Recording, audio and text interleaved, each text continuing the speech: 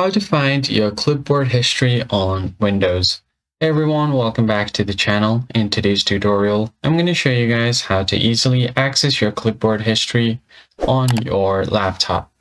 So the first thing you want to do is enable your clipboard if you haven't already. You can do that by right-clicking over to your Start menu, and then from here, find Settings. Click on it.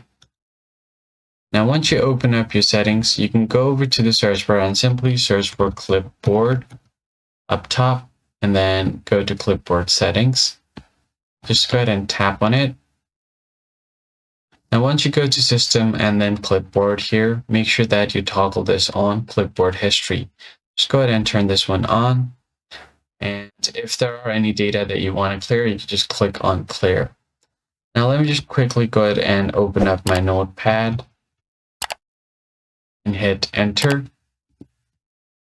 And once you have your notepad open, I have some text here already. So what I can do is just quickly copy these texts. So let me just go ahead and right click on it and then tap on copy.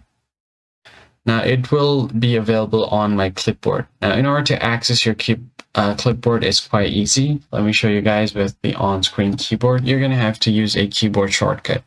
That is pressing your Windows key, and then you have to press V. Keep pressing Windows and then press V, and it will bring out your clipboard. So I'll just do that here. And as you can see, the text that I've just copied is right here in front of me. Now, if you want to copy this, tap on See More. You can copy it by clicking here, or if you want to delete it, tap on this delete button. Just copy this here and then paste it as plain text. And if you want to clear out your clipboard, press Windows plus V again, and then tap on Clear All to clear your entire history. That is it for this video, guys. I hope this tutorial was helpful.